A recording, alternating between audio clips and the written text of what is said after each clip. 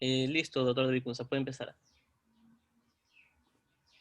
Muy buenas tardes. Hoy día tenemos la 96 sesión de Cátedra Perú, que trata sobre el tema del impacto de las elecciones de Estados Unidos en América Latina.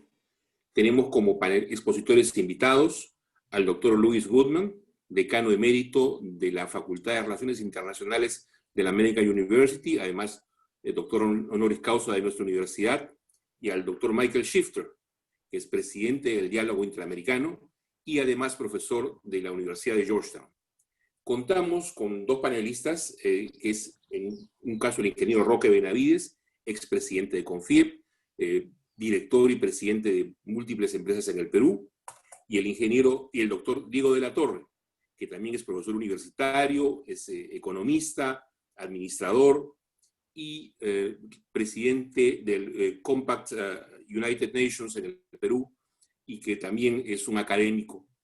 La idea de esta cátedra es reflexionar en una de las elecciones quizás más polémicas o interesantes de los últimos años y su impacto para América Latina, a través de dos especialistas, profesores norteamericanos de importantes universidades de Estados Unidos, que tienen su base en Washington, D.C., con personas que están vinculadas al quehacer económico, social y político del Perú. No desde una óptica fundamentalmente partidaria, sino una óptica como ciudadanos interesados en la problemática del país, en cómo eso afecta, y sobre todo en un momento en el cual las relaciones bilaterales y multilaterales son muy importantes.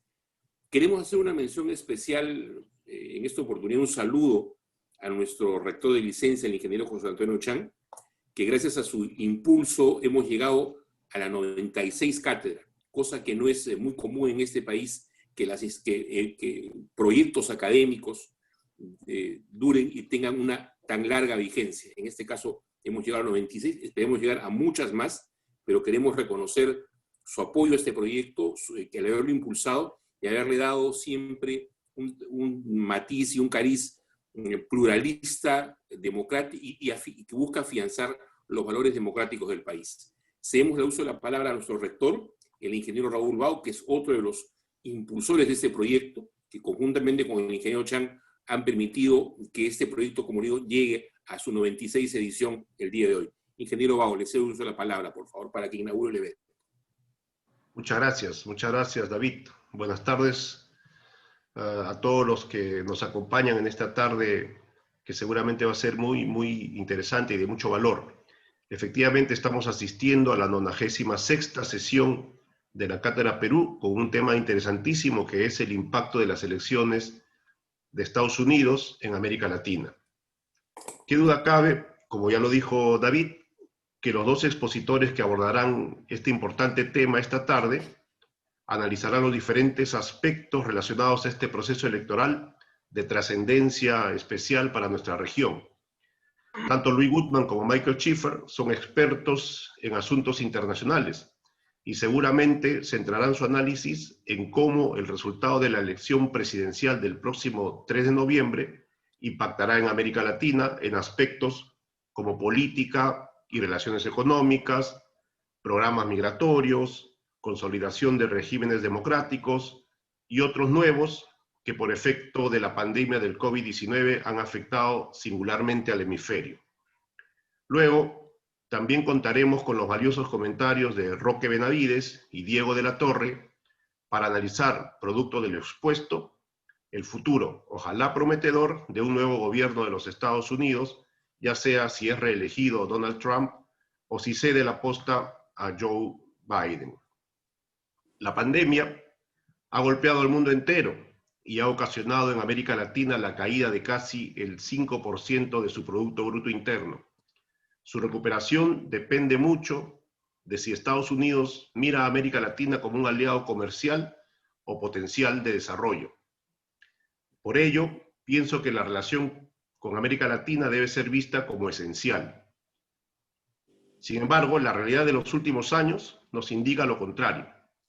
Las últimas administraciones, incluida este casi vencido mandato de Donald Trump, no ha puesto a América Latina en agenda. No existen o se han minimizado proyectos regionales y pareciera más bien que solo interesa aliviar problemas causados por América Latina a Estados Unidos, como los de la inmigración ilegal, el narcotráfico y los problemas de Cuba y Venezuela, por mencionar algunos. Por lo menos esa es la percepción de los actores de la región. Un hecho innegable y de interés, sin duda, es el capturar el voto latino. Seguramente lo comentarán nuestros expositores. El voto latino es muy importante en este proceso electoral. El voto latino, también llamado hispano, en el que muchos estados tienen un importante número de votantes latinos. Y en total llegan casi a 30 millones de votantes, convirtiéndose, si no me equivoco, en la primera minoría electoral. Y por tal motivo, de especial interés. Dos hechos importantes se han producido hace muy poco. El primero, la elección del presidente del Banco Interamericano de Desarrollo, que por primera vez desde su creación no es latino. Y la segunda, que en el primer debate presidencial, único hasta el momento por el COVID positivo de Trump, no se haya tocado en absoluto la política que desarrollaría Estados Unidos hacia América Latina a partir del 3 de noviembre. Queda aún el debate de la próxima semana para esperar alguna propuesta. Creo yo que asistiremos con muchísima atención a esta Cátedra Perú, motivo por el cual, dando nuevamente la bienvenida a nuestros ilustres expositores y comentaristas y a todos los que están asistiendo a esta cátedra, doy por inaugurada la sesión 96 de Cátedra Perú, el impacto de las elecciones de Estados Unidos en América Latina. Muchas gracias. Muchas gracias, rector Bao. Muchas gracias, Raúl. Para comenzar este programa, le cedemos la palabra a Luis Goodman, al profesor Goodman, para que nos haga su presentación. Bueno, muchas gracias, David. Es un gran gusto de estar acá con tantos amigos y también de nuevo participar en la cátedra, que es un programa de San Martín de Porres, una universidad con lo cual tengo contacto personal muy importante, y también mi universidad, American University, tiene varios programas conjuntos con su universidad. Para seguir con mi presentación, voy a compartir mi pantalla para que puedan ver algunos gráficos y algunos puntos que quiero compartir. Vamos a... Sí.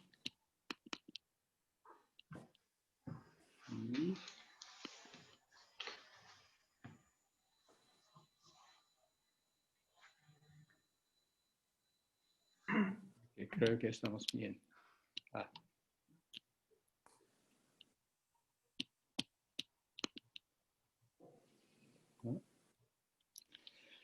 Pues pueden ver, este es el outline de mi ponencia. Y cuando vi que tenía 7 puntos que quería compartir con ustedes, no pude pararme de poner la cara de José Carlos Mariátegui, quien fue tan importante tópico de estudio en mis años de estudios en América Latina. No diría que mis 7 puntos serían algo como su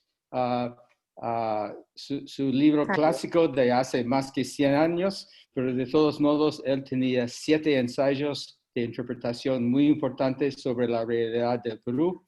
Espero que mis 7 puntos serían interesantes de todos modos para esta presentación. Son el horario de las elecciones en los Estados Unidos, lo que está en juego en esta elección, posibles resultados de esta elección, predicciones en qué va a pasar, el estado de América Latina, impactos de corto plazo y impactos de largo plazo. Primero, eso es el horario de la elección en lo cual estamos votando actualmente, y los votos van a seguir hasta el 3 de noviembre de este año. Y en esta elección se van a elegir 538 electores presidenciales, más que la tercera parte de los miembros del Senado y todos los 435 miembros de la Casa de Representantes de los Estados Unidos. Y el horario es muy complicado en esta elección y vamos a ver en las noticias lo complejo que va a ser, lamentablemente, porque los votos se van a terminar de votar el 3 de noviembre, pero van a contarlos hasta el 8 de diciembre. Y en el 8 de diciembre van a nombrar los electores que van a ser elegidos en esta elección. En el día 14 de diciembre se va a ver, los electores van a votar para seleccionar al presidente.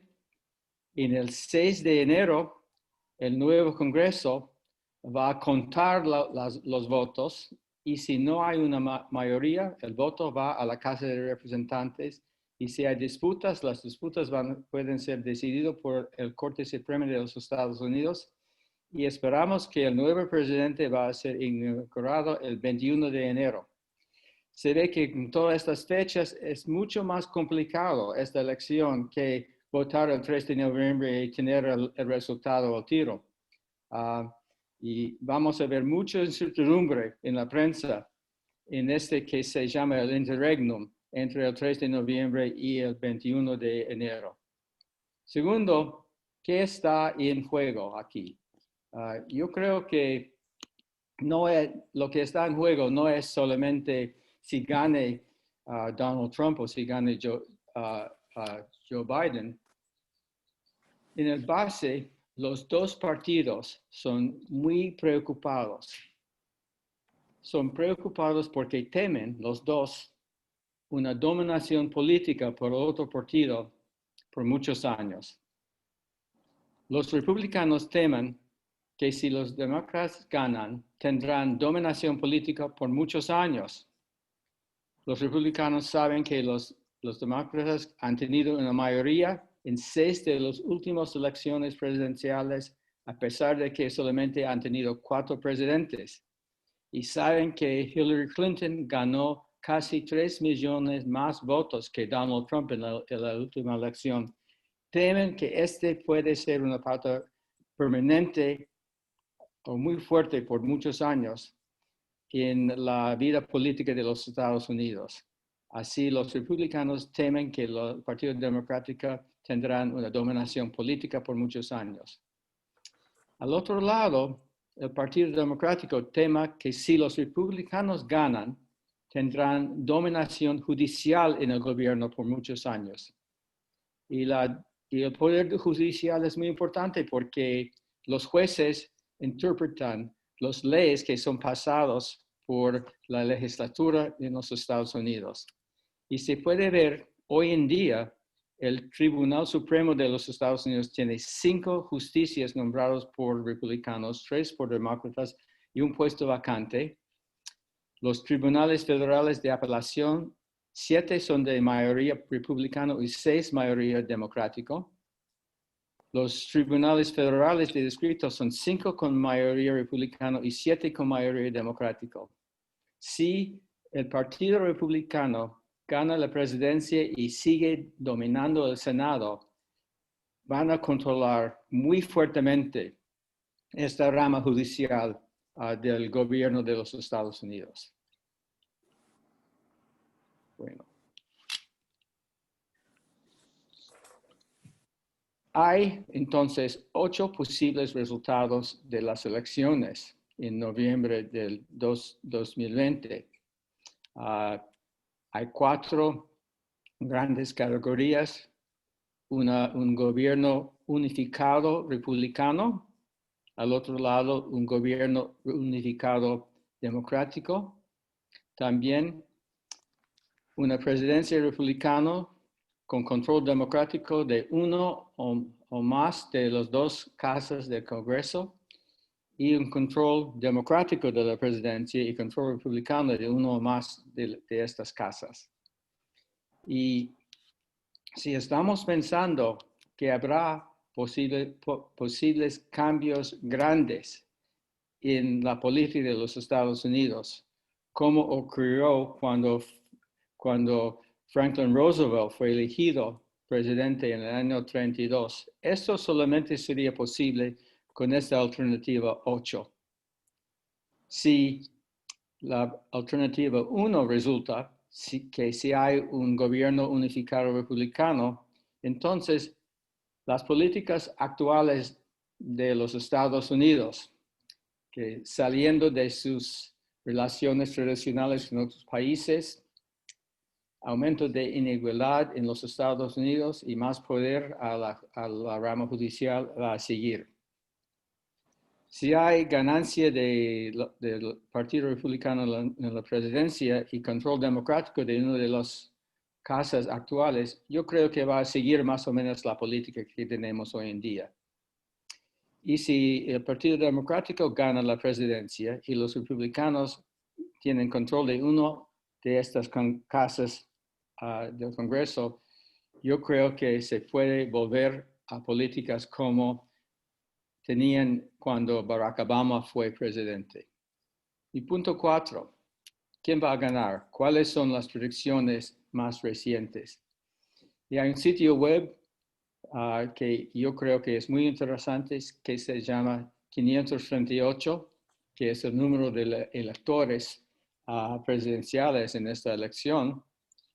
Y ayer su predicción fue que había 85% de probabilidad que Biden, los democráticos, ganará y solamente 13% que el Donald Trump ganará la presidencia.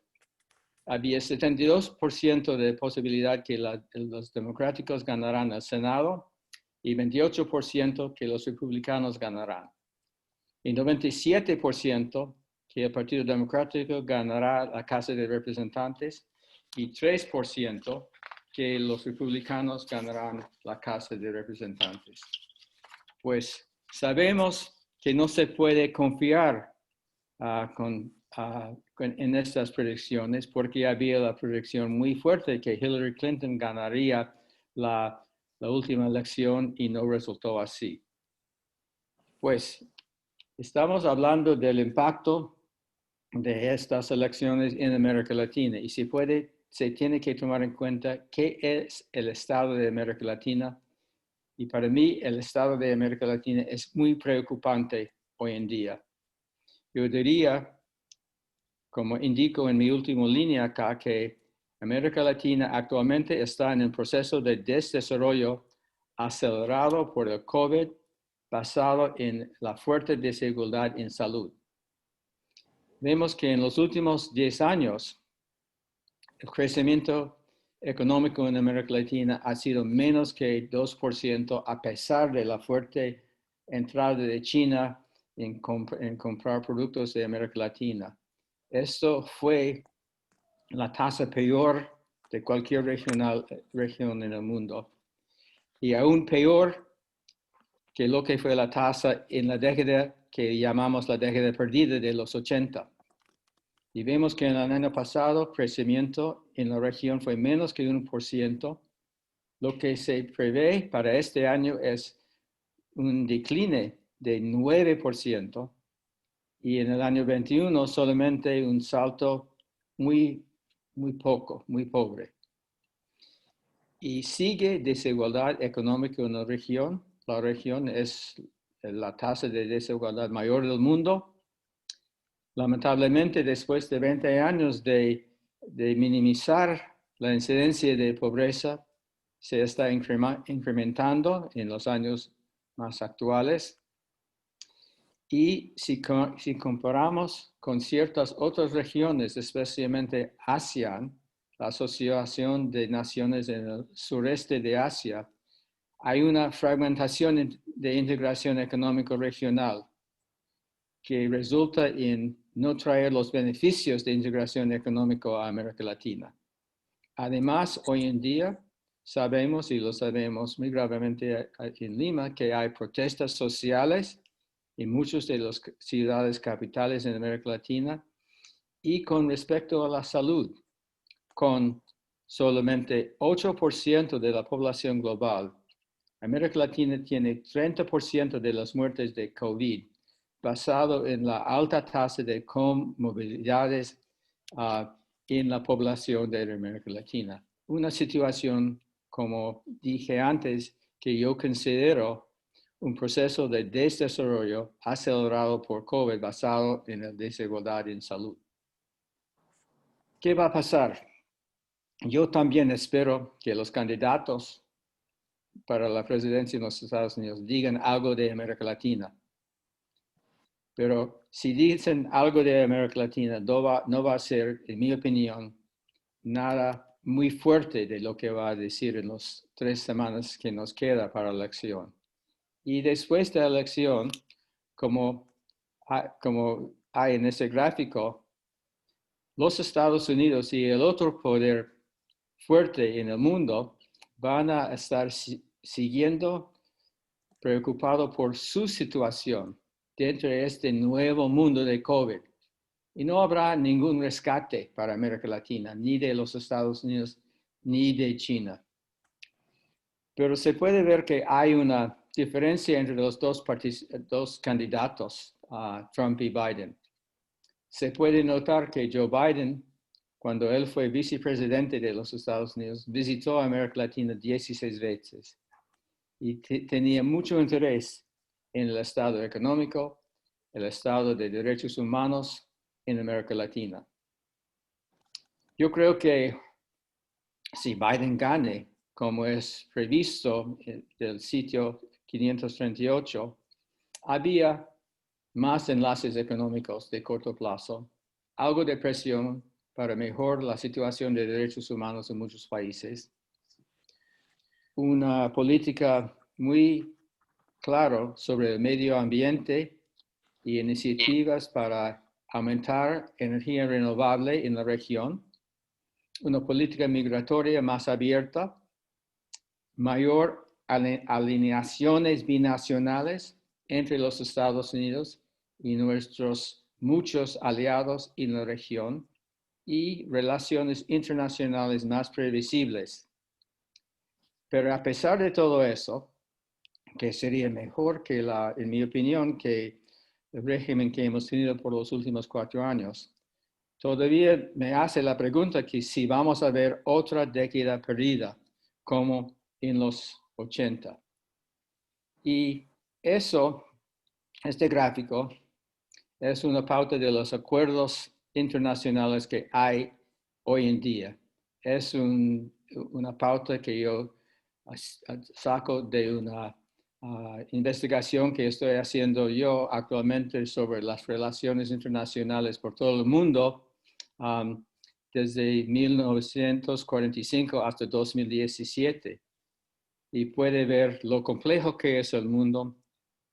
Puedo hablar más de eso después, pero mucho más complejo que como fue el mundo al fin de los años 80. Esto es el diseño con mucho menos relaciones entre los distintos países, mucho menos que se tenía que tomar en cuenta. Hoy en día, pensando de largo plazo, ¿cómo se puede salir de esta década perdida? Y yo, a pesar de que pienso que los Estados Unidos va a tener como el país más poderoso del mundo, que América Latina tiene que tomar un papel más importante para su propio futuro. Muy importante que haya una integración mucho más completa, algo como fue imaginado que pudiera resultar de la Alianza del Pacífico, en la cual el Perú participó. Y hay varias elecciones de ASEAN que se puede tomar en cuenta. Hay muchos campos de integración: la política industrial, comercio internacional, salud pública, medio ambiente, anticorrupción, anticrimen organizado, seguridad humana, migración y otras.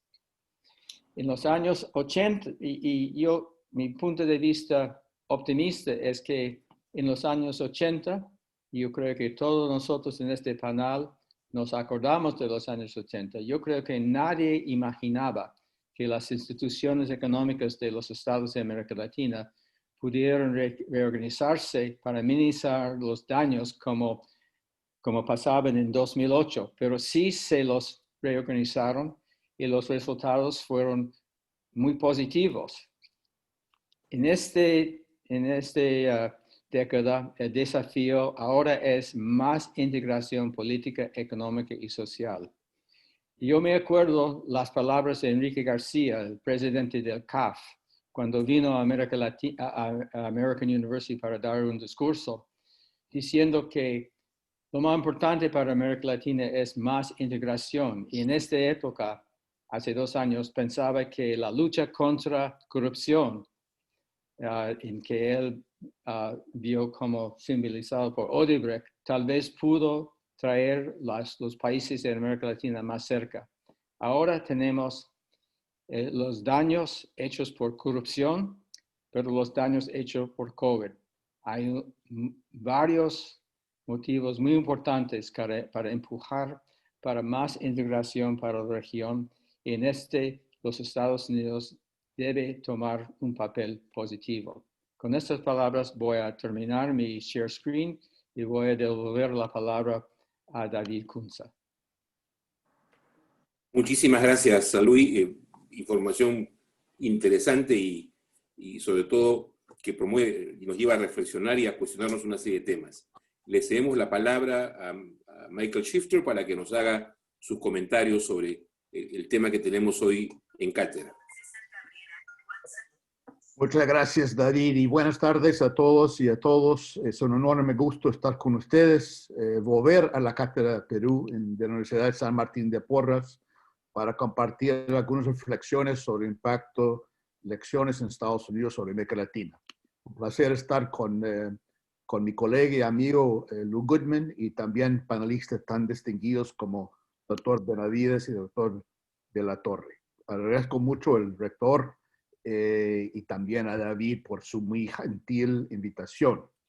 Tengo muy lindas memorias de mis 4 años de vivir en Perú, el año 87 a 91, aunque fueron años muy duros para el país. Pero felizmente en Washington los restaurantes peruanos no han sido afectados por COVID hasta ahora, lo cual es una buena noticia para mí. Bueno, antes de entrar en el tema específico de América Latina, creo que es importante poner el momento que vivimos en contexto. Cuando el exsecretario de Tesoro y el exsecretario de Estado, James Baker, fue preguntado qué es la amenaza más grave que enfrenta Estados Unidos en seguridad nacional, él respondió la disfuncionalidad de nuestro sistema político. Estados Unidos es importante tener en cuenta que enfrenta problemas muy profundos y muy difíciles que no se presentaban hace 1 década, 2 décadas. Es un país sumamente polarizado. Expertos comparan el momento que vivimos con el siglo XIX, antes de la guerra civil. Nunca hemos visto un apoyo tan estable, lo cual significa una gran volatilidad. El país es volátil porque es muy estable en su división entre dos.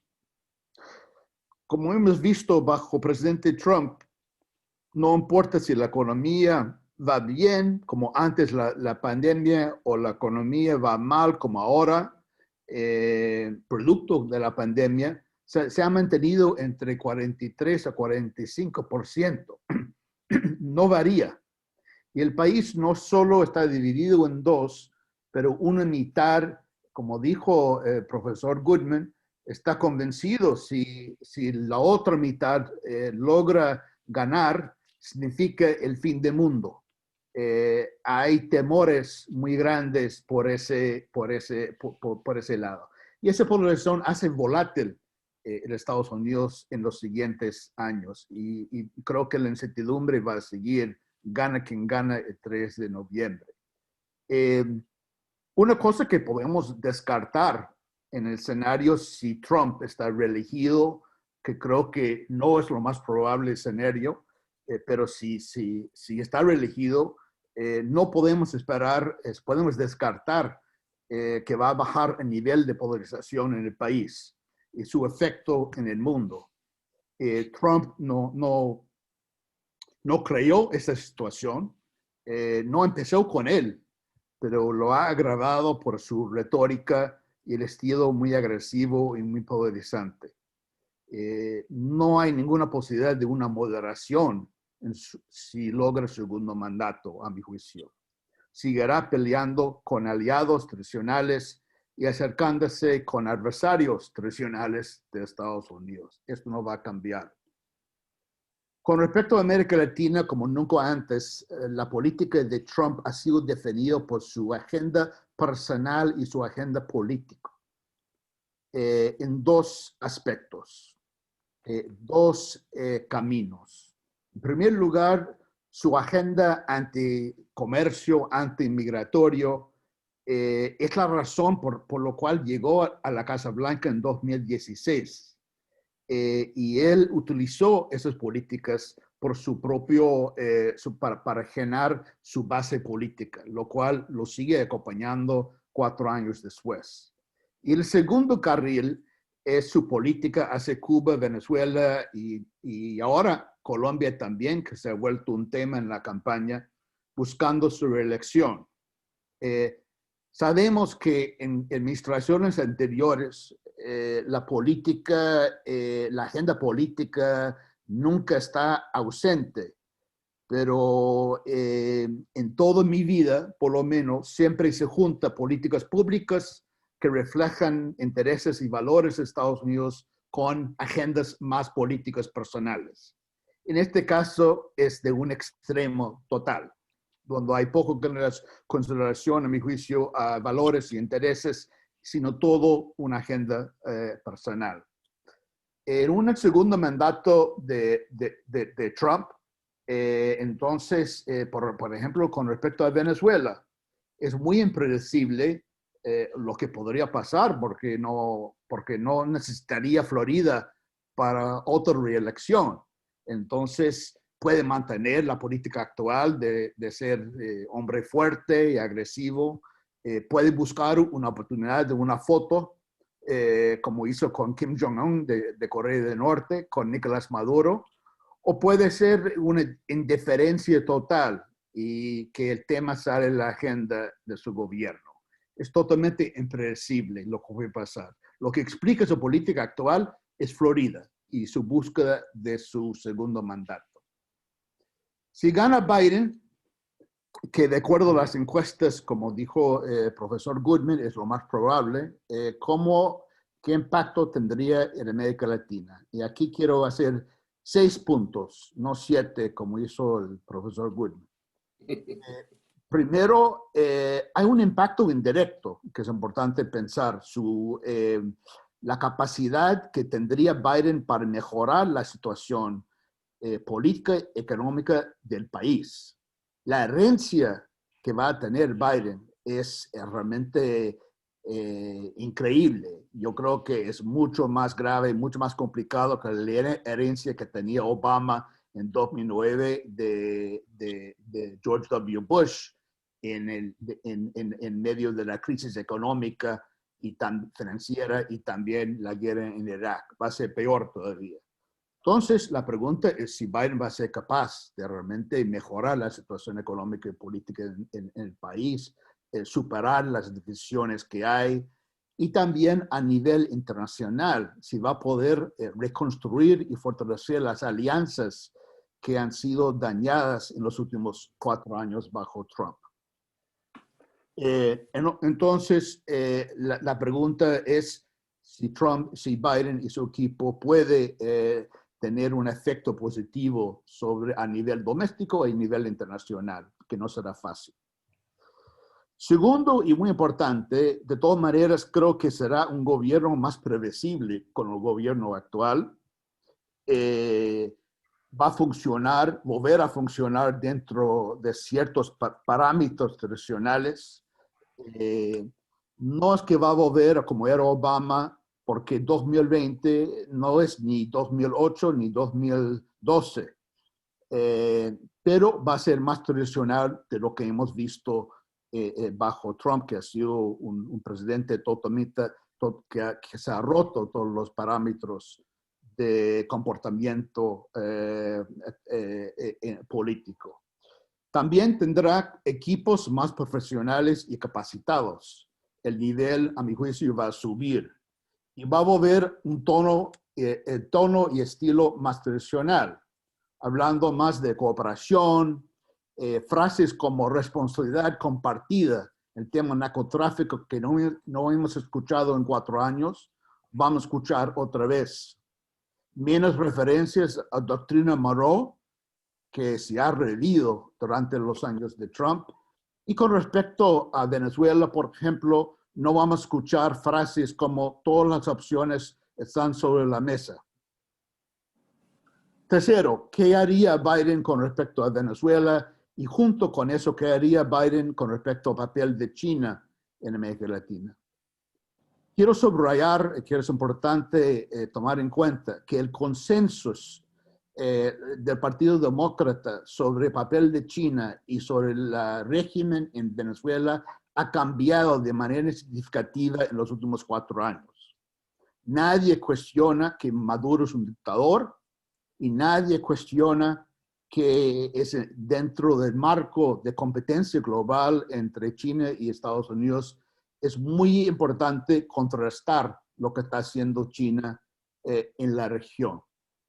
Pero, a diferencia de Trump, en lugar de presionar gobiernos para tomar partida y elegir entre China y Estados Unidos como su socio preferido, creo que podemos esperar una política para competir con China, ofreciendo una alternativa, tal vez ampliando y renombrando el famoso América Crece, una iniciativa que financia proyectos de infraestructura en América Latina contra la granja y la ruta que está haciendo China en la región.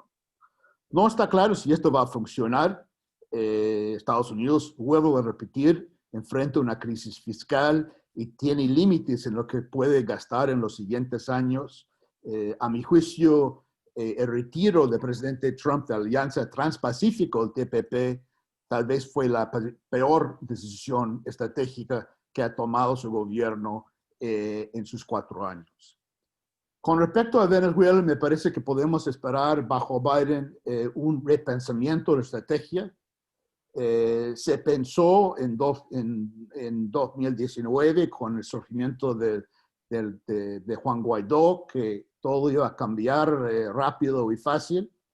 Creo que esto no pasó, obviamente. La arquitectura regional como el Grupo de Lima, por ejemplo, no ha producido resultados positivos. Entonces podemos esperar un mayor énfasis en herramientas con Biden, no tanto de sanciones, pero diplomacia y un enfoque más multilateral, mayor acercamiento que hemos visto con los europeos, pero sin ser ingenuos, sabiendo perfectamente que Maduro no ha negociado en buena fe. No creo que se van a lamentar las sanciones económicas, por lo menos a principio, hasta que hay concesiones reales, serias por parte del régimen de Maduro. También podemos esperar un poco más énfasis todavía sobre la situación humanitaria, la tragedia, tanto dentro de Venezuela como en otros países vecinos como Colombia y también Perú. Y un elemento clave que diferencia las ambas administraciones es que Biden apoya el TPS, la protección de venezolanos que viven en Estados Unidos, que a diferencia de Trump, para ser coherente con su política dura y restrictiva en materia de inmigración, ha sido en contra de TPS de los migrantes. Cuarto punto es decisiones ejecutivas sobre Cuba y migración, sobre todo. Me parece que en ambos casos habrá cambios importantes por decisión ejecutiva. Levantar, en el caso de Cuba, levantar restricciones de viajes y envío de remesas de cubanos americanos a Cuba.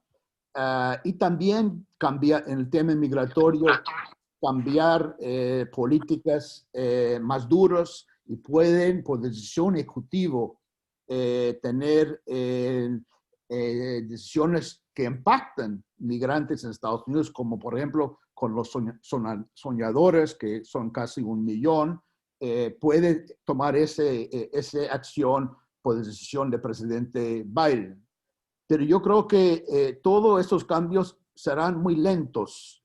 Y en el caso de Cuba, hay que reconocer que ha habido mucha decepción por parte de los Estados Unidos, y la gente de Obama y la gente de Biden, a pesar de la apertura de con Cuba en 2015, que realmente la situación política y derechos humanos no ha mejorado, sino todo lo contrario. Entonces va a haber mucho más cautela en ese aspecto. Y también en el tema migratorio, creo que el cambio político no va a ser de un día para otro, va a ser lento, paso por paso, incremental, porque la administración Biden va a querer evitar otra crisis grande en la frontera. Entonces, yo creo que y las políticas posibles en cuanto a levantar el bloqueo o el embargo, que ya es una cuestión de ley en el Congreso, y también hacer una reforma migratoria más comprensiva, más significativa, dependerá mucho del Congreso. Y eso, si retoman el Senado o los demócratas, lo que dice el profesor Goodman en exposición, que hay una gran probabilidad que esto pasara, no es seguro, pero puede pasar, podría haber perspectivas para levantar el bloqueo que ya ha sido aplicado por 60 años a Cuba, y también una reforma migratoria seria. Lo último fue en los años, durante el gobierno de Reagan, el año 86. Quinto punto es que puede esperar diversificar agendas con 2 socios fundamentales para Estados Unidos. Me refiero a México y a Colombia. Tal vez el aspecto más sorprendente de esos 4 años ha sido la relación entre Trump y presidente López Obrador, que López Obrador ha sido muy acomodado al presidente Trump y lo ha cooperado y lo ha básicamente implementado, ha hecho lo que el presidente Trump y la administración ha pedido. Y también en el caso del presidente Duque, un socio muy cercano a la administración. Los temas centrales, obviamente con México, sobre todo, ha sido migración y drogas, crimen organizado. En el caso de Colombia, también agregar el punto de Venezuela, que ha sido un tema en la agenda bilateral. Ha habido poca atención hasta ahora sobre temas de derechos humanos y democracia en ambos países. Esto ha sido un cambio de gobiernos anteriores, pero yo creo que es muy importante reconocer que si logra Biden llegar a la presidencia, vamos a ampliar la agenda en ambos países. El tema de la paz no ha sido abordado por Trump, creo que no va a ser lo mismo con Biden. Y con NAFTA, el acuerdo de libre comercio que ha sido negociado entre Estados Unidos, México y Canadá, es mucho más fuerte el tema laboral. Entonces, por ahí también podría haber alguna tensión entre administración Biden y López Obrador. De pronto, AMLO y presidente Duque no va a gustar mucho que temas que no han sido en la agenda como derechos humanos y democracia que vuelven, pero también va a ser una agenda más tradicional y más previsible. No va a levantar un día y Trump de repente decide desertificar a Colombia, por ejemplo. Yo creo que va a ser procedimientos y procesos mucho más tradicionales. Y bueno, en Centroamérica yo diría lo mismo. Lo que estamos viendo en El Salvador en este momento y también Guatemala y Honduras va a ser temas más allá del tema migratorio. Por ahora todo está perfecto, mientras que los gobiernos aquellos países aceptan lo que están deportados de Estados Unidos y cooperan en migración. Creo que con Biden será diferente. Y termino con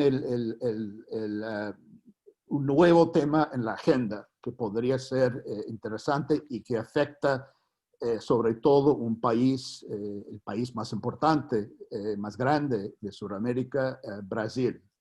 Ese tema de medio ambiente, cambio climático y energía limpia, que no ha sido precisamente una prioridad de la administración Trump, y yo creo que con Biden será distinto.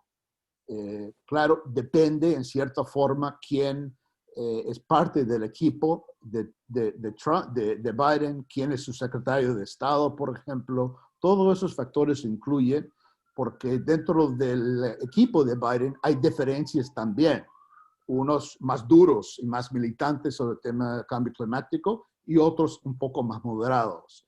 Pero cualquiera de los dos va a poner mucho más énfasis sobre el tema que la administración Trump, que ha sido totalmente afuera de la agenda, lo que hemos visto. Y esto obviamente podría afectar la relación con Brasil.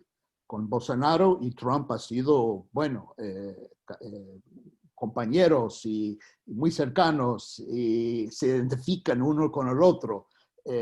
No va a ser lo mismo con Bolsonaro y Biden. Será muy diferente. Y el tema de Amazonas y protección del medio ambiente va a estar en la agenda de todas maneras. También podría afectar algunas relaciones con otros países de América Latina, que depende mucho de hidrocarburos y de extractivas, y Estados Unidos va a regresar al acuerdo de París, y puede haber diferencias allí también, pero yo no creo que esto va a ser un tema o una preocupación principal.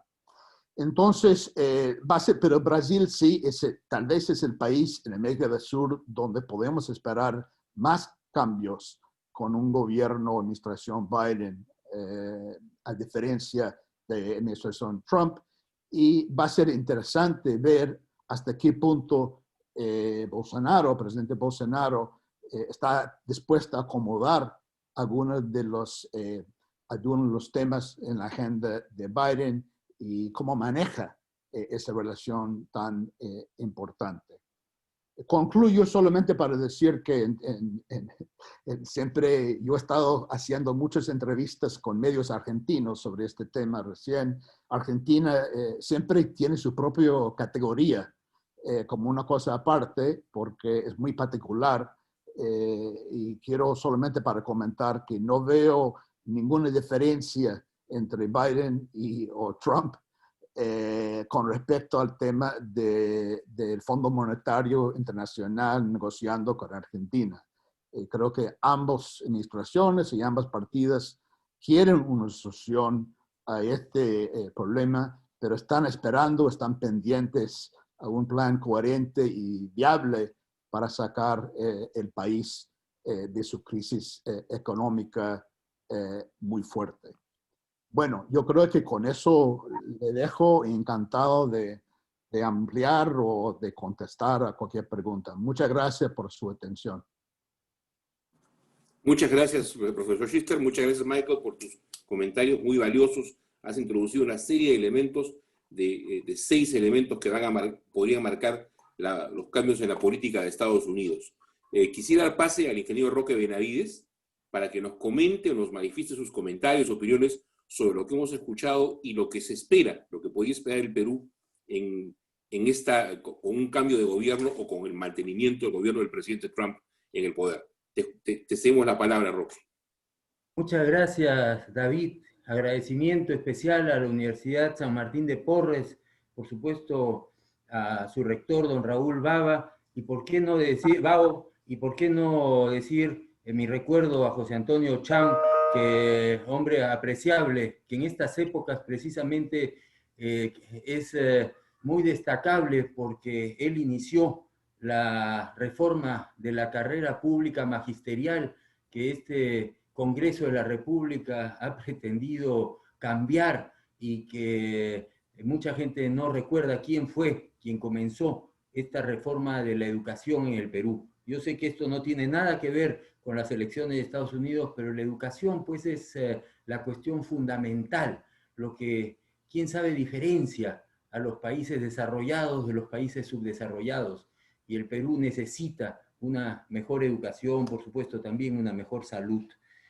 Pero por eso es que destaco la labor de José Antonio Chang. Me impresiona mucho que el profesor Goodman comience mencionando a José Carlos Mariátegui, un socialista que, por supuesto, dejó sus ensayos de la realidad peruana y, por supuesto, lamentablemente nos dejó muy joven. Yo creo que él hubiese madurado mucho y hubiese contribuido muchísimo también a la política del Perú, junto con un hombre como Aye Latorre, que fue su contemporáneo. Yo quisiera comenzar por decir que impresiona pues mucho, a diferencia del Perú, la solidez de los partidos políticos en Estados Unidos.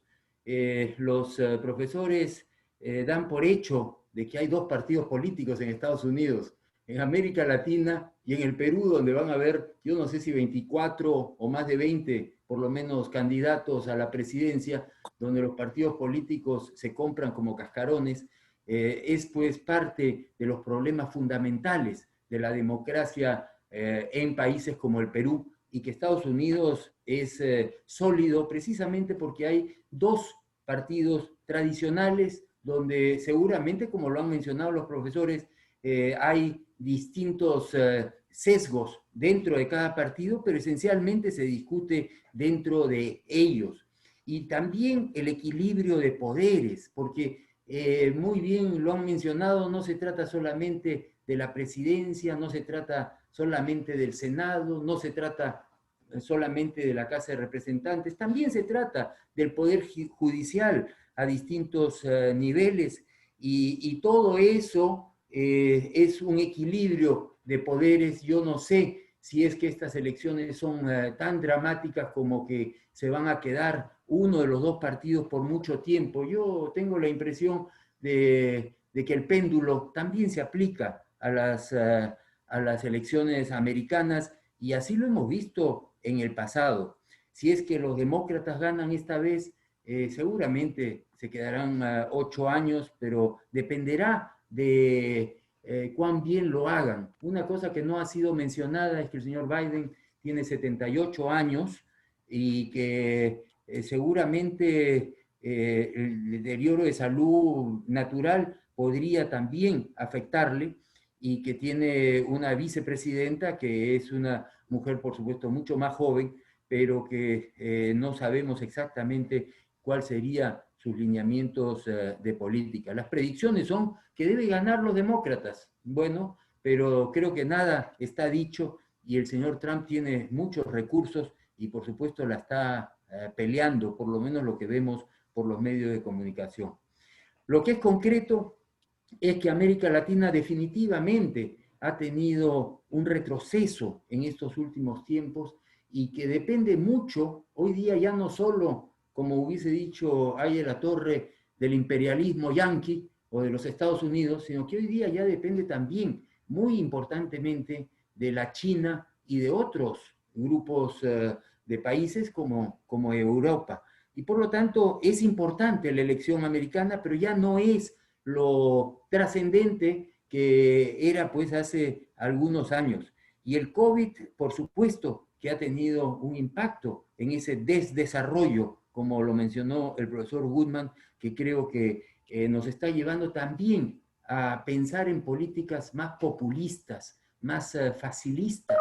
Y eso, por supuesto, que nos preocupa desde el Perú y tiene que preocuparle a todos desde toda América Latina. Por supuesto, el socialismo del siglo XXI es algo que algunos países están sufriendo mucho más. Por supuesto, el Perú, a Dios gracias, ha podido librarse hasta cierto punto de eso, pero es algo que siempre tenemos que tener presente. Con respecto al COVID, yo no soy médico y no pretendo dármela de especialista, pero uno de los grandes problemas que tenemos con el COVID es la obesidad. Y la obesidad es la primera enfermedad en los Estados Unidos. Y eso es obvio que tiene que preocuparle a cualquier dirigente, cualquier gobernante. Eso no se ha hablado tanto en la prensa de los Estados Unidos y yo creo que eso debería llevar a que toda esa comida chatarra que se come en los Estados Unidos y por supuesto también en países como el Perú, tiene que preocuparnos. Creo que es importante en la relación de corto y largo plazo, dentro de los 7 puntos que mencionó el profesor Goodman, es importante mencionar que hay países que son más abiertos a la economía de mercado o la economía social de mercado, como les gusta decir a algunos, y en ese sentido, los países que tenemos tratados de libre comercio con Estados Unidos somos países que estamos más preocupados, por supuesto, con lo que resulte de las elecciones de Estados Unidos, porque la actividad económica va a tener una influencia en esos tratados de libre comercio. El Perú es uno de los pocos países que tenemos tratado de libre comercio con Estados Unidos. Brasil no lo tiene, Argentina no lo tiene, Bolivia, Ecuador, Venezuela ciertamente no lo tienen. Los que lo tenemos nos preocupa y por haber logrado estos tratados de libre comercio que han permitido una mayor integración comercial. América Latina, en el fondo, no es interesante, no es importante para los Estados Unidos. Enfrentemos una realidad. América Latina es importante en tanto y en cuanto seamos un socio comercial. Y en ese sentido creo que quienes tenemos tratado de libre comercio somos más importantes que otros. La China es un aliado importante comercial de todo el mundo y es por eso que yo digo que ya no es solamente los Estados Unidos, sino también la China y otros bloques económicos que son importantes. Hay algunos que dicen que cuando ganan los demócratas dicen que van a ser mejores vecinos con América Latina. Y esas mismas personas dicen, pero cuando ganan los republicanos son mejores socios con América Latina, porque tienen políticas bastante más claras con respecto a América Latina. Yo no sé, la verdad es que es discutible, creo que, como dije anteriormente, hay tendencias tanto en el Partido Demócrata como en el Partido Republicano. En el Partido Republicano, el Tea Party es obviamente una reacción pues muy radical del partido Republicano y por supuesto tenemos en el Partido Demócrata gente muy radical que no ha sido la que han vencido en estas primarias. El tema medioambiental es muy importante, creo yo que comienza a ser cada vez más importante, el tema de la sostenibilidad entendida como el equilibrio entre el cuidado del medio ambiente, el desarrollo social con salud, educación, infraestructura básica y por supuesto el tema económico, porque la sostenibilidad no es otra cosa que una mesa de 3 patas y necesita las 3 patas para poder sostenerse, que son el cuidado del medio ambiente, el desarrollo social y el desarrollo económico. En América Latina tenemos muchos problemas en común. Yo por hablar específicamente del Perú, pero cualquier coincidencia no me sorprendería con otros países de América Latina. Y los problemas son la corrupción, que por supuesto nos ha impactado muchísimo, especialmente en estos últimos tiempos con Lavallato, pero siempre hay escándalos de corrupción y que tenemos que tratar de erradicar en nuestros países. Y en ese sentido, las buenas prácticas que hay en países más desarrollados como Estados Unidos sí tienen un impacto positivo sobre economías como la peruana. La informalidad es algo que nos ha afectado específicamente en el tema económico, pero también en el tema de salud, que es lo que hemos podido vivir en estos últimos tiempos. Claro que la cuestión ideológica nos llevó a que el anterior ministro de Salud dijera que había una dicotomía entre la salud y la economía, o la salud o la economía, y eso es una falsedad. Yo sé que el señor Trump anda hablando que la economía es lo principal. Yo no puedo estar de acuerdo en ese sentido con el señor Trump, pero sí estoy de acuerdo en el sentido de que tenemos que enfrentar los problemas de la salud primero y de la economía, y no hacer pues un bloqueo de la economía que ha llevado al Perú primero a haber fracasado en el frente de salud, de tener la mayor cantidad de muertos por millón de habitantes en un momento, y por supuesto ser el país que más se ha visto afectado por la crisis económica. Pero todo eso es producto de que no tenemos la información para poder enfrentar una crisis de esta magnitud en el Perú, y la informalidad es uno de esos problemas serios. El centralismo que vivimos en países como Perú, como Argentina. En Argentina dicen que Dios está en todas partes, pero atiende en Buenos Aires. En el Perú decimos que Dios es peruano, pero sus oficinas están en Lima. Y eso no puede continuar. Y la verdad es que eso hace que los servicios de salud, los servicios de infraestructura, los servicios de educación sean inferiores en las provincias que en los centros urbanos.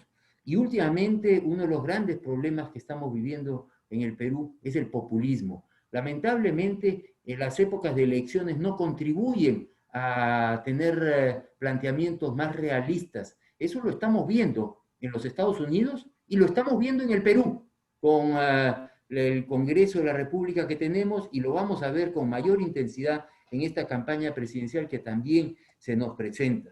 Por supuesto que el señor Trump ha sido un elemento disociador, polarizador, es un hombre muy confrontacional. Yo la verdad es que me quedo sorprendido de que pueda siempre estar, como decimos en el Perú, pechando a todos los políticos, la forma como se expresa de la presidenta de la Cámara de Representantes, la forma como se expresa de los gobernadores demócratas. Eso hace un ambiente muy difícil y que creo yo que no le va a favorecer en ese sentido. La política a Venezuela, Cuba, Colombia, es obvio que dependerá de quién gane. Yo creo que el señor Biden va a decir que quiere estar más cercano a América Latina, pero yo creo que al final los problemas internos de Estados Unidos son los que van a tener que concentrar el esfuerzo, ya sea del señor Biden o del señor Trump, y que América Latina no puede estar esperando que el Big Brother vaya a salir en su defensa.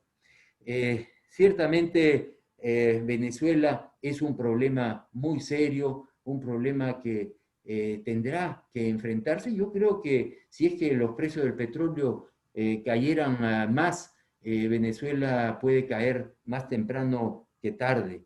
La situación económica de Estados Unidos, porque si bien es un país tanto más grande, tanto más fuerte, pero va a tener que ser la principal atención del señor Biden. Y nuevamente, a mí me preocupa lo que no se ha mencionado, el tema de la edad del señor Biden, y que tenemos que estar pues muy alertas al respecto. Yo me he permitido sacar 7 conclusiones también para un poco apoyarme en lo que dice el profesor Goodman, y creo yo que Cuba será un país que definitivamente tendrá que ir abriéndose con cualquiera de las dos administraciones.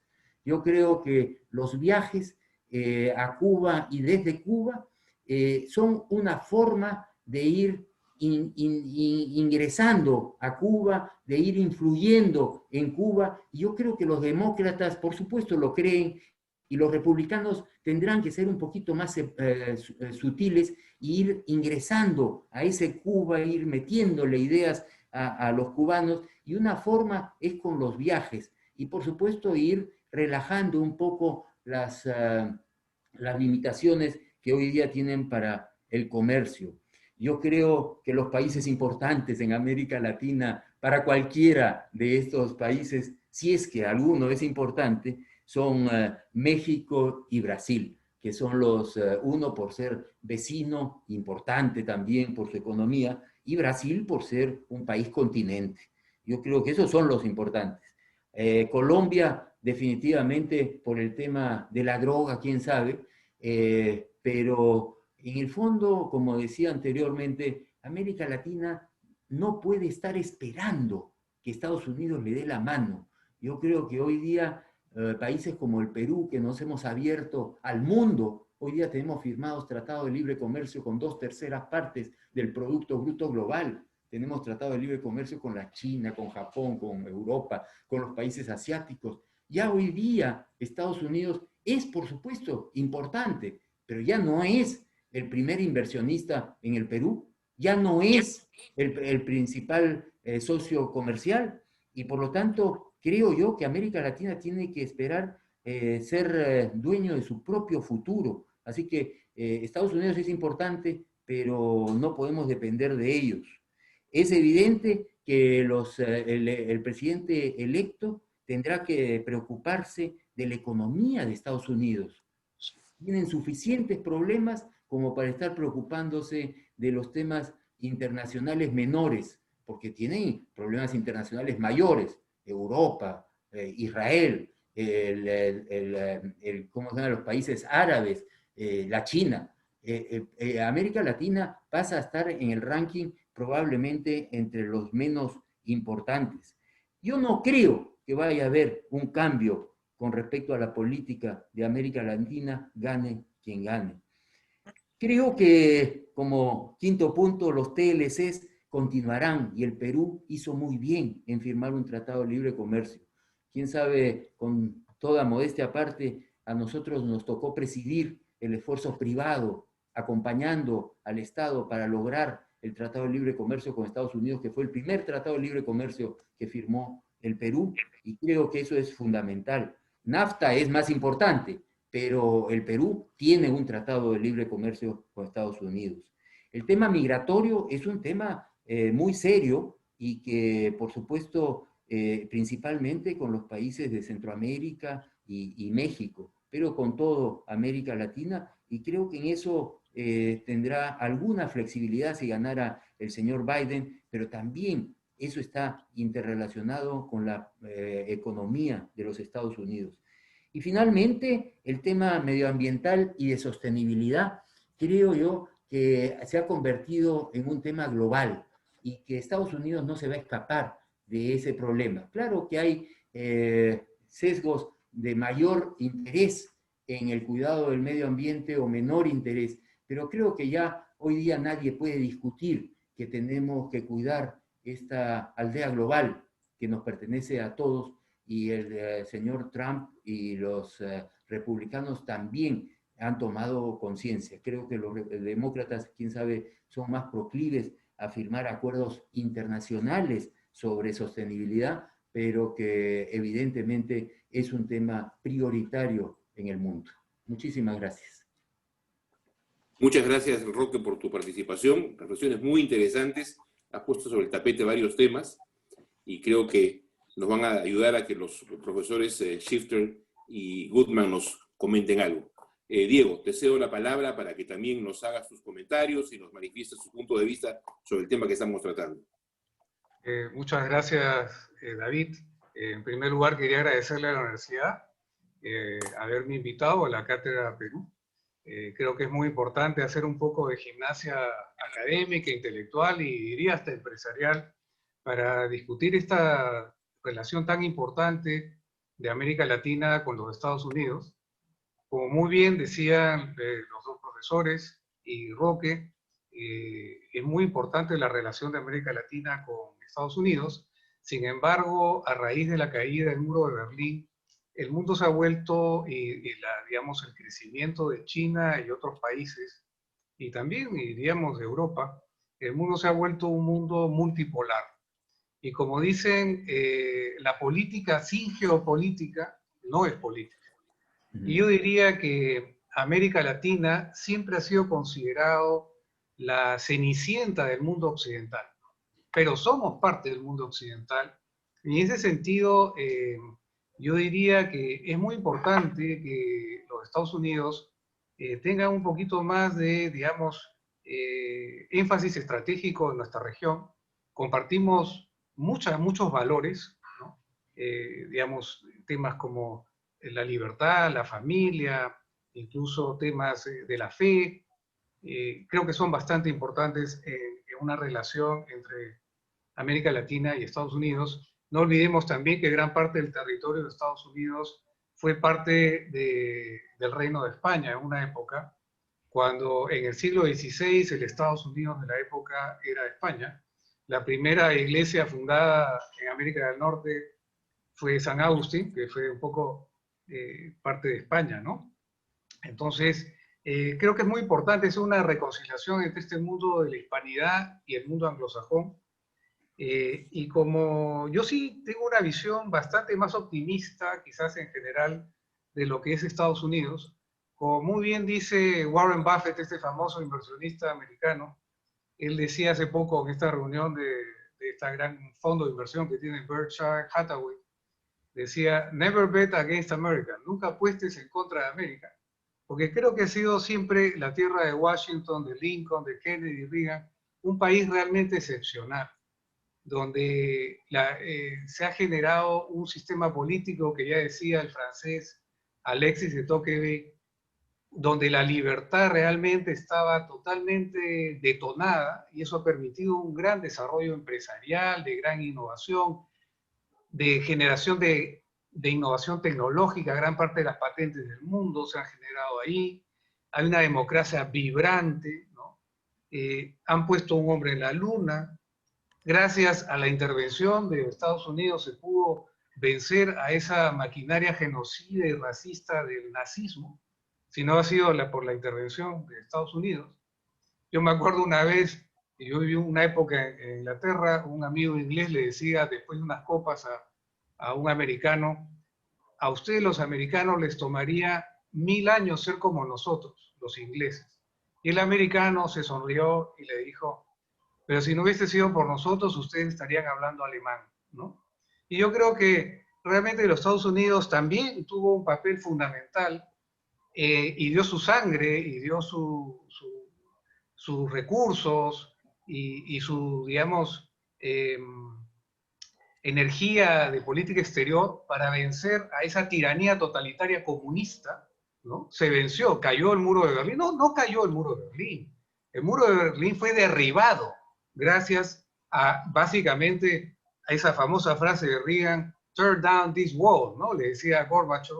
Y creo que el mundo se salvó de esa ideología basada en esta metáfora ginecológica, la violencia es la partida de la historia, cuando en realidad en la era nuclear la violencia no es la partida de la historia, sino la sepulturera de la historia, ¿no? O sea, en realidad yo creo que el mundo tiene mucho que agradecerle a esta gran nación americana, donde creo que tiene una democracia excepcional, ha superado lo que una vez he escuchado unas intervenciones del profesor Goodman, el famoso monopolio WASP, ¿no? Que era tú para hacer, digamos, tener una posición privilegiada en Estados Unidos tenías que ser blanco, anglosajón y protestante, WASP, ¿no? Eso ha sido superado plenamente, ya con Kennedy, ¿no? Pues fue primer presidente católico, obviamente lo asesinaron. Y otra cosa creo que notable, y poca gente quizás dentro de Estados Unidos se da cuenta, mucha gente dice, no, los americanos son racistas. ¿Racistas? Por Dios. Nombraron, eligieron en un país donde con una mayoría predominantemente blanca al primer presidente negro de la historia en Estados Unidos, que es Barack Obama, ¿no? Y hay una anécdota muy interesante que cuenta un escritor y pensador indio-americano, Dinesh D'Souza, que comentaba que Muhammad Ali, cuando le gana esa pelea a George Foreman en África, regresa a Estados Unidos y le pregunta a un periodista, ¿y qué le pareció África? Y él, impresionante, dio una respuesta realmente impactante, dijo, felizmente vinieron mis antepasados en ese barco a este país de libertad. Imagínense lo que es Estados Unidos, ¿no?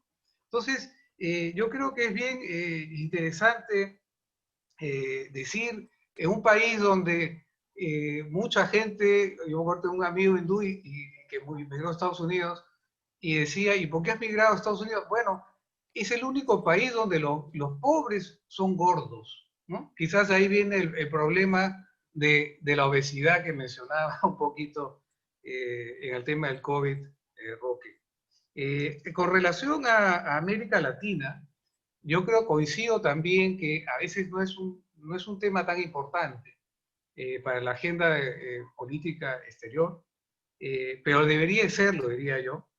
Y yo creo que, ya yendo al tema de las elecciones, yo diría que en el caso de América Latina no va a tener tan gran impacto porque muchas veces la oferta exportable de nuestros países está bastante diversificada.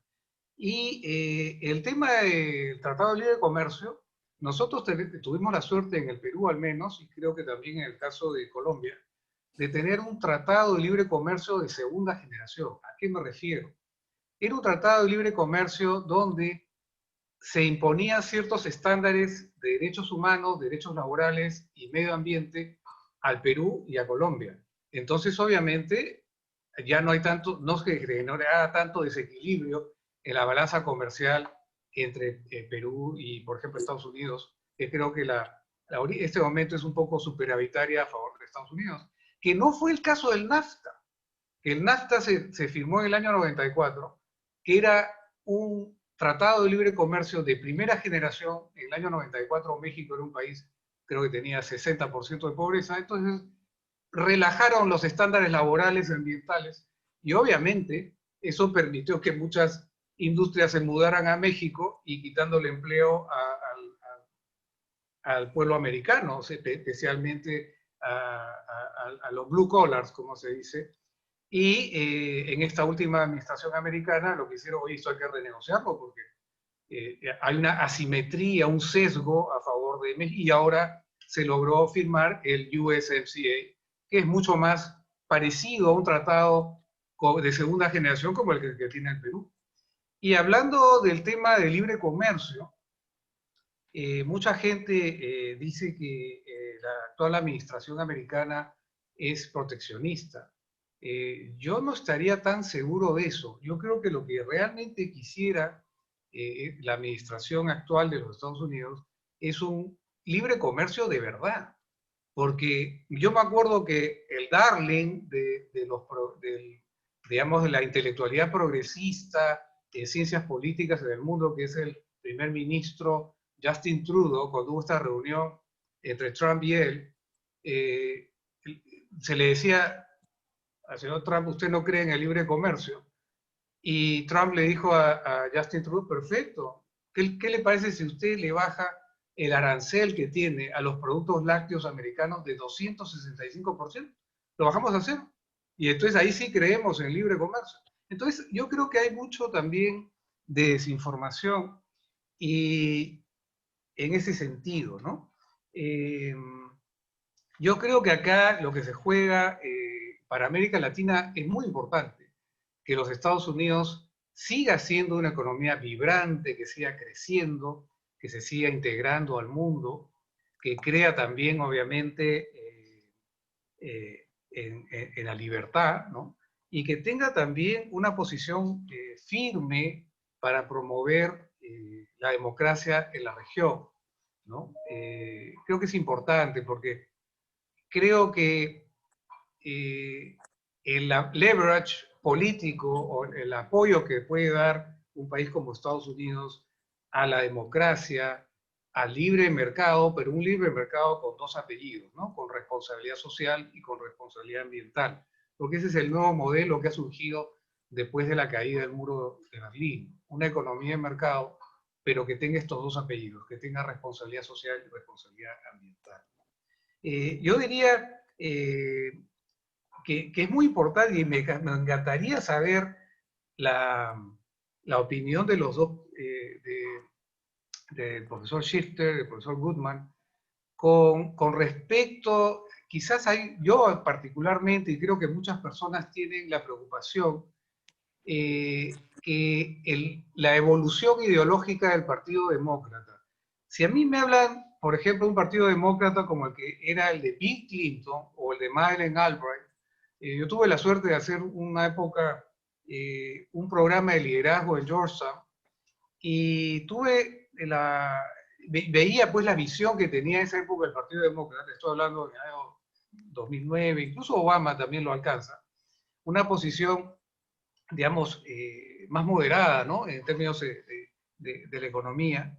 Me acuerdo una anécdota, una vez le pregunté a Madeleine Albright, precisamente sobre América Latina, había una idea del economista Jeffrey Sachs de que los países del G7, de los G7 o G8, le dedicaran 0.7% del PBI en ayuda internacional, una especie de plan Marshall para los países pobres de América Latina.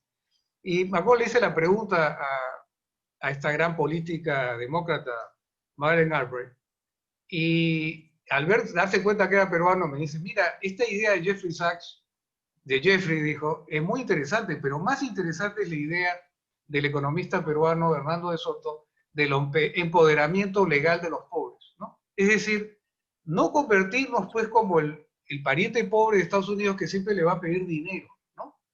Sino al contrario, ir creciendo, como lo que es ahora los países de América Latina en los últimos años han podido crecer mucho. El Perú, gracias al TLC, en 10 años pudo doblar su PBI per cápita, porque la oferta exportable pudo entrar a Estados Unidos y a varios otros países, el Tratado de Libre Comercio con la Unión Europea, con China y con gran parte de la economía mundial. Entonces, una inquietud que tengo es, ojalá, porque nosotros vemos un poco que hay una especie de carga ideológica más hacia la, digamos, radical izquierda en el Partido Demócrata, quizás al menos uno lo ve de lejos, quizás uno se puede estar equivocando, y precisamente el tema de la edad del señor Biden genera el temor de que pueda ser copado por esta ala radical como AOC, ¿no? Alexandra Ocasio-Cortez, Elizabeth Warren, Bernie Sanders, que tienen ideas muy similares a lo que es el socialismo del siglo XXI, que son realmente absolutamente antiamericanos, ¿no? Porque un poco el espíritu del American Way es ser el arquitecto de tu propio destino, no depender de otros, ¿no? Y un poco evitar lo que este pensador chileno, Axel Kaiser, dice, instaurar por ingeniería social una igualdad absoluta, ¿no? Haciendo la tiranía de la igualdad, porque los países desarrollados lo que han logrado es una moderada desigualdad, pero en abundancia, ¿no? Y obviamente hay igualdad, sí, pero igualdad ante la ley, pero no igualdad en los resultados materiales de que cada uno se esfuerza más, otro es más talentoso, otro es más ocioso, pero obviamente con un safety net, una línea de seguridad, con un estado de bienestar que protege efectivamente al más vulnerable, al adulto mayor, a los niños, a los desamparados, discapacitados, pero no, por ejemplo, en el tema de inmigración, yo entiendo perfectamente al ciudadano americano promedio que el 72% de la migración ilegal va inmediatamente a welfare, a estado de bienestar. O sea, y eso obviamente Estados Unidos ya acepta 1 millón de migrantes al año legalmente, lo cual es perfecto, bastante generoso. Pero creo que ha habido mucho desorden en ese tema migratorio, ¿no? Hay varios pensadores que obviamente no salen en muchos medios, ¿no? Como Dinesh D'Souza, que estaba mencionando, Jordan Peterson, el canadiense, o por ejemplo, quizás un poco sí, un poco ya extremo, pero para el otro lado, Ann Coulter, ¿no? Con el libro famoso Adiós América, donde da una radiografía un poco del problema migratorio en los Estados Unidos, ¿no? Que ha sido muy desordenado, ¿no? O sea, realmente si tiene, la última estadística es que en el año 2005 tenía 11 millones de, le dicen indocumentados, no, pues son ilegales, ¿no? Seamos claros, porque hay también un tema de lenguaje. Son gente que está ilegalmente y que genera pues también huecos y presiones en el fisco americano, ¿no? Y eso ha generado un malestar que quizás explica que haya ganado el presidente Trump en el 2016. Entonces, hay muchos temas en realidad que se pueden tocar, ¿no? Pero para América Latina creo que es vital, sea quien gane, yo creo que no va a haber mucho cambio. Quizás el único temor sería que si ganan el Partido Demócrata y logra ser copado por el ala radical, pase lo que en todos los Estados Unidos, y deje de ser pues una fuente de demanda mundial, lo que pasó con Argentina. Argentina fue un país que en 1920 tenía, perdón, en 1912 ya tenía un metro, no había analfabetos, y tenía casi el PBI per cápita de Estados Unidos. Era un país donde no había analfabetos, como les digo, estaba en una posición para terminar siendo pues, quizás como Australia, Canadá, y ahora tiene 50% de pobres por tener las ideas equivocadas en el gobierno. Y eso le puede pasar, eso pasó con Venezuela, que es un país rico, en Estados Unidos también podría. Entonces, un peronismo o un socialismo o un neomarxismo disfrazado de izquierda vegetariana, progresista en Estados Unidos, podría realmente, digamos, destruir 200 años, un poco más, son más, casi 200, más de 240 y tantos años de prosperidad en Estados Unidos, ¿no? Las malas ideas son radioactivas. Y quizás en Estados Unidos no están vacunados porque creen que no, que son cambios pequeños, que no hay problema, pero cuando una vez se instalan, podrían ser realmente nefastos, yo creo, para Estados Unidos y para el mundo. Y obviamente para América Latina, porque no tendríamos ya, imagínense pues que pase eso, ¿no? Ese es un temor, ¿no? Que creo que podría, es una pregunta que es un poco provocadora para los dos profesores, ¿no? Pero he visto, por ejemplo, creo que ha sido al doctor, a Michael Shifter, había y me preocupa mucho lo que es lo que llaman el identity politics, ¿no? Eso de generar, segmentar la sociedad americana entre afroamericanos, Native American, y enfrentar, ¿no? Eso pues lo hacían los comunistas, ¿no? Y eso no es parte del espíritu americano. El espíritu americano, creo yo, ¿no? Que todos son simplemente americanos. Un chino que emigra se convierte en americano. Un africano que va, un peruano, todos pueden ser americanos. Igualdad. Y como decía Martin Luther King, juzgar a las personas por su carácter, no por el color de su piel, ¿no? Eso creo que es eso creo es la magia que tiene Estados Unidos. Pero esto de meter estas ideas de lo que llaman identity politics, enfrentar a los americanos, por favor, un país que ha elegido, un país con mayoría demográfica anglosajona, digamos, haber elegido, y me acuerdo algo, y con esto termino, yo creo que Obama ganó cuando le preguntaron, ¿usted cree que Estados Unidos está preparado para un presidente negro? Y él respondió magistralmente, por eso es un demócrata, creo yo, moderado, dio una respuesta que creo que le hizo ganar la elección. Él dijo, bueno, si no me eligen, es porque mi visión y mis políticas no son las adecuadas. Punto. No porque, me victimizo, soy negro, ¿no? Dicho sea de paso, muy interesante la posición de esta joven líder americana, Candace Owens, ¿no? Impresionante, porque totalmente en contra de la victimización, ¿no? De la política de victimización. Y cuando a ella le dicen este movimiento Black Lives Matter, ella dice, all lives matter, todas las vidas cuentan. La vida de los africanos, de los asiático-americanos, de los hispanoamericanos, incluso también de los angloamericanos, de todo el mundo. Todas las vidas cuentan, no solamente uno. Yo quisiera quizás terminar esta reflexión. Nosotros vemos siempre con gran admiración que Estados Unidos es un gran país y creemos que es un país excepcional.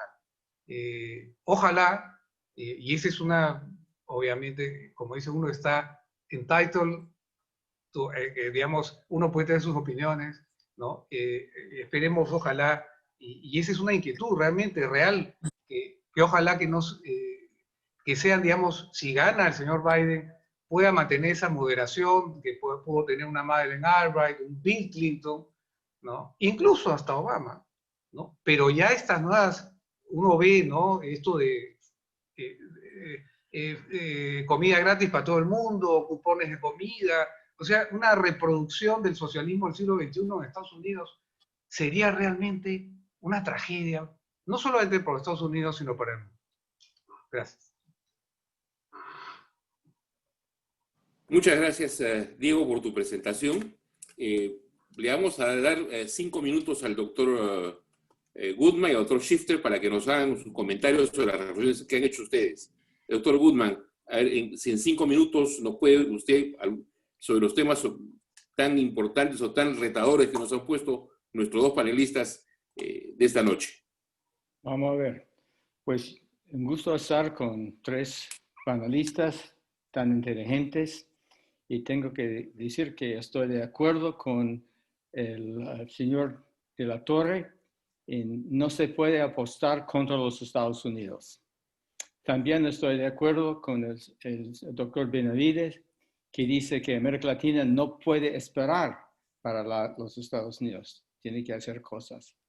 Y estoy de acuerdo también con mi amigo Michael Shifter, que dice que los Estados Unidos han estado en una situación singular por los últimos 20, 30 años.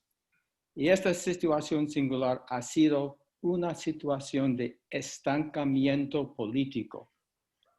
Y este estancamiento político, que llamamos gridlock, en que hay un presidente de un partido y una de las casas del Congreso está controlado por otro partido, ha hecho que no hemos tenido grandes proyectos de obras públicas, no hemos tenido una política exterior constante en estos 30 años. Y puede haber un cambio en este año que puede cambiar todo en los Estados Unidos. Porque si Biden gane y si los porcentajes de las predicciones que yo di siguen y el Partido Democrático gana el Senado y la Casa de Representantes, no habrá un gobierno dividido. Y el gobierno de Biden sabe mucho más claramente que Trump o de Obama o de Clinton, que tienen que actuarse muy firmemente cuando llega al poder.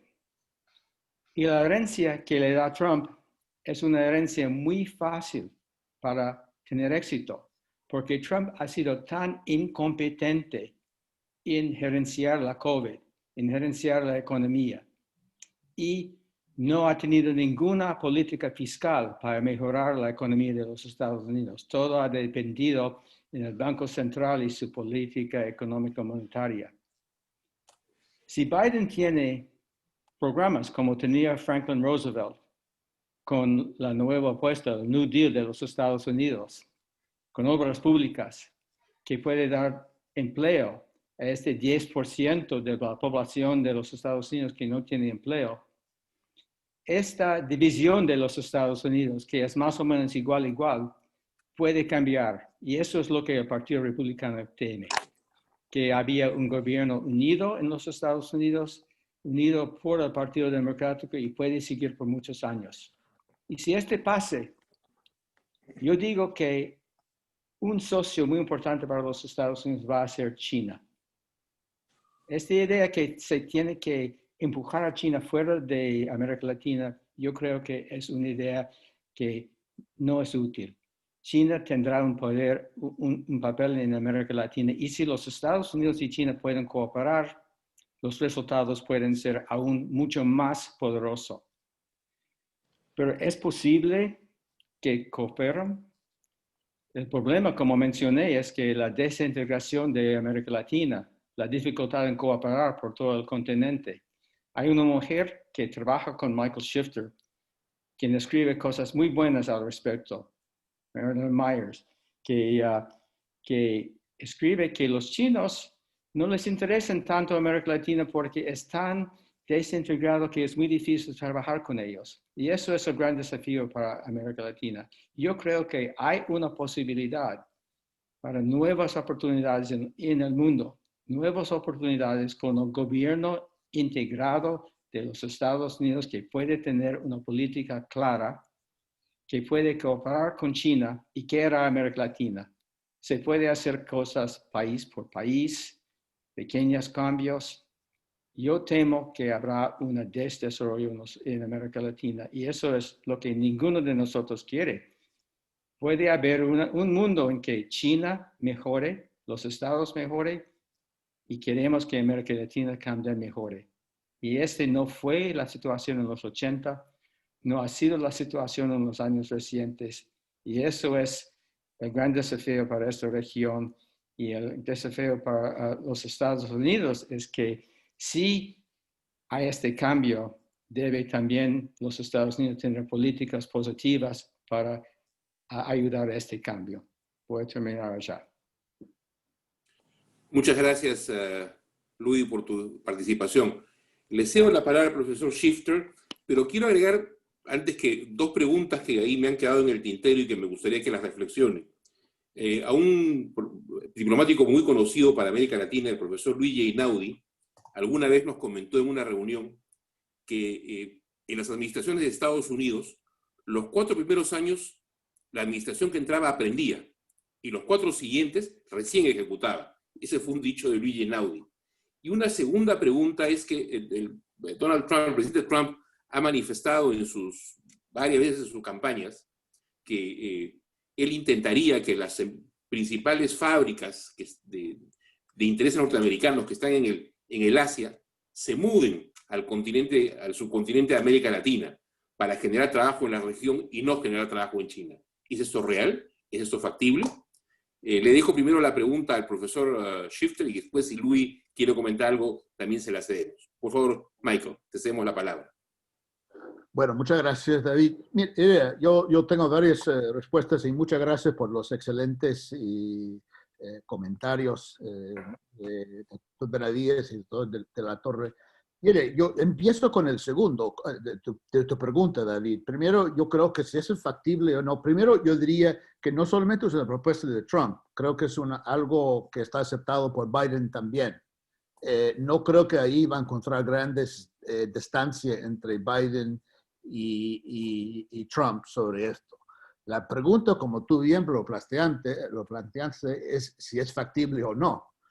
Yo creo que es factible si América Latina es capaz de hacer los cambios necesarios para atraer inversión. Si hace las reformas pendientes que no se han hecho, o sea, hubo mucho optimismo. Recuerda que el libro que escribió Luis Alberto Moreno, expresidente del BID, que va a ser la década de América Latina, en 2010, pero no fue porque no hubo los cambios necesarios.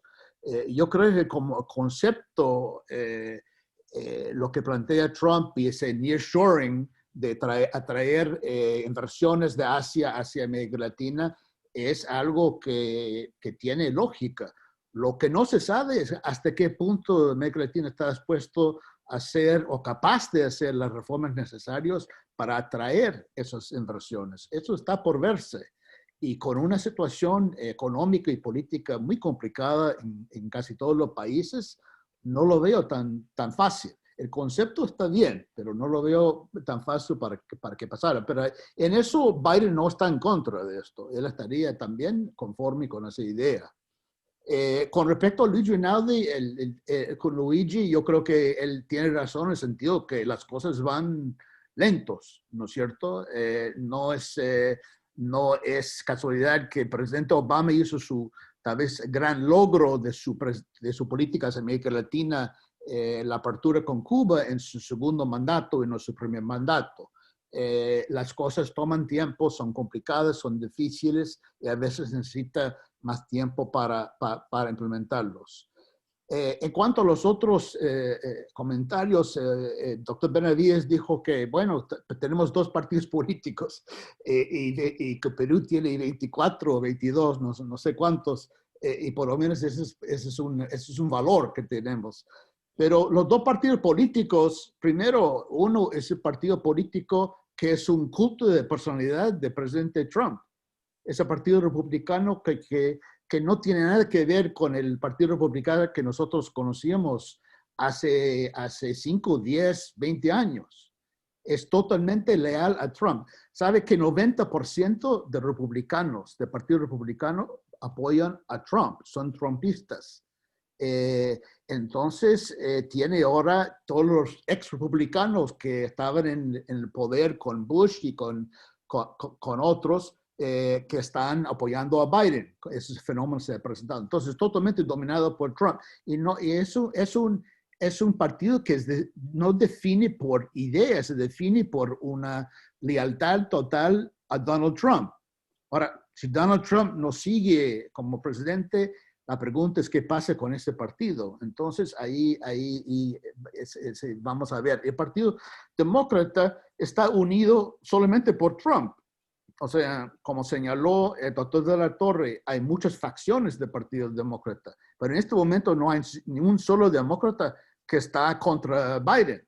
Todos han cerrado filas con la idea de derrotar a Trump como presidente. Pero si Biden llega a la presidencia una vez derrotada a Trump, va a surgir muchas facciones, muchos sectores del Partido Demócrata y va a volver a ser un partido muy fragmentado como que siempre ha sido.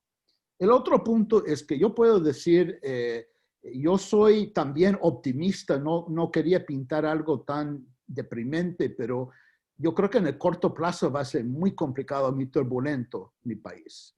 Yo llevo más de 25 años en el diálogo interamericano, trabajando con miembros del Congreso de Estados Unidos. Yo les digo con toda franqueza que hace 5, 10, 15, 20 años era mucho más fácil de convocar líderes del Senado y la Cámara republicano y demócrata del centro moderado que se puede sentar y conversar. Hoy día es muy, si no imposible, muy difícil, si no imposible. O sea, se puede identificar 1, 2 o 3, pero antes cuando yo llegaba en el diálogo, hubo muchos que sentaban y conversaban y no están de acuerdo sobre algunos temas, pero se puede conversar, respetarse. Esa cultura se acabó. Ojalá que regrese, pero no existe en Estados Unidos. Entonces, yo creo que hay que enfrentar la realidad de cómo ha cambiado la política doméstica en el país. Yo espero que eso cambie, pero yo creo que va a tomar tiempo. No soy optimista, soy más optimista para el mediano largo plazo que en el corto plazo. Yo creo que vamos a tener algunos años, gana quien gana, que eso va a ser muy complicado. Y por último, quiero subrayar, hablamos en este panel sobre América Latina. Hay que distinguir entre América Latina de México, Centroamérica y América del Sur. Es cierto lo que dice el doctor Benavides, que Estados Unidos es un actor importante, pero hay otros actores a nivel mundial.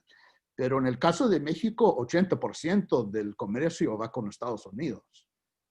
Y con Centroamérica también hay una gran dependencia de Estados Unidos. Entonces, la relación es muy importante y lo que puede o no hacer Biden tiene impacto sobre ese país mucho más que los países de Sudamérica, que es un poco más distante. Es importante, pero no tanto como los países más cercanos y que están más integrados por migración, por flujos migratorios, por comercio, por inversión que Estados Unidos. Y por último, quiero volver al punto que dije al principio, que lo que dicen que no va a cambiar nada si hay un demócrata o republicano. Yo creo que lo que buscan y lo que es importante para la gente y para inversionistas, por supuesto, es tener un nivel de certidumbre, un ambiente donde las cosas están claras y consistentes. Con el presidente Trump ha sido un presidente totalmente errático. Ustedes han visto, cambia su posición de un día para otro, para una hora para otra. Puede estar de acuerdo o no está de acuerdo, pero cambia siempre. Con Biden yo creo que se puede contar con, puede ser que no le guste lo que hace, yo respeto eso, pero por lo menos va a volver un ambiente, un contexto más predecible, que creo que es importante para países para saber dónde están parados y qué relación tienen. Yo creo que eso es importante. Y para terminar respondiendo a la provocación del doctor de la Torre, hay muchos estudios hechos por qué socialismo nunca tomó fuerza en Estados Unidos, a diferencia de Europa y otras partes del mundo. Y tampoco no creo que vamos a ver esto. No creo que lo que él plantea, francamente, Elizabeth Warren tiene mucho que ver con el socialismo del siglo XXI. Yo creo que corresponde más a Franklin Roosevelt y otras decisiones en Estados Unidos que, por cierto, están militantes en su punto de vista, pero yo creo que no tiene fuerza y apoyo para cambiar el sistema de fondo en Estados Unidos. Yo no veo esto. Yo creo que hay razones históricas, estructurales, por qué nunca se ha visto socialismo o un partido socialista fuerte en América Latina, en Estados Unidos, y yo creo que esas condiciones siguen vigentes. Gracias. Muchísimas gracias, Michael. ¿Algún comentario, Luis, que quisieras hacer final? Sí, yo tal vez tengo otro punto de vista de lo que va a pasar con los dos partidos en Washington que mi amigo Michael. Estamos de acuerdo que había un nivel de austeridad que es muy incómodo y ha sido creciendo en los últimos años. Pero hemos visto en el Partido Republicano una disciplina muy firme. Y esta disciplina es basada en el temor que el partido ha tenido que va a perder su poder. Y se tiene que tomar en cuenta, en los años desde la Guerra Civil, el Partido Republicano ha controlado el gobierno de los Estados Unidos casi 100 años y los demócratas solamente 36. Y el Partido Republicano siempre pensó que Franklin Roosevelt fue una aberración y iban a volver a poder. Ahora podemos ver que el Partido Democrático puede ganar la presidencia en las dos casas. Y si ganan, yo preveo que ellos van a empezar a ser un partido de disciplina. Tendrán sus facciones, pero sabrán que si no tienen disciplina, como han tenido los republicanos, pueden perder su poder. Y si mantengan su disciplina y empujan políticas que benefician gente que son al lado republicano, porque han perdido esperanza en su vida, y hay muchos de ellos, pueden tener una vida política muy larga. Por eso yo pienso que hay una gran posibilidad que vamos a ver un cambio grande en la política de los Estados Unidos. Un cambio basado en un partido democrático disciplinado que no hemos visto por muchos años. Y América Latina y el resto del mundo debe ser preparado para aprovechar de esta situación si pase. Muchas gracias, Luis. Roque, ¿algún comentario final antes de cerrar?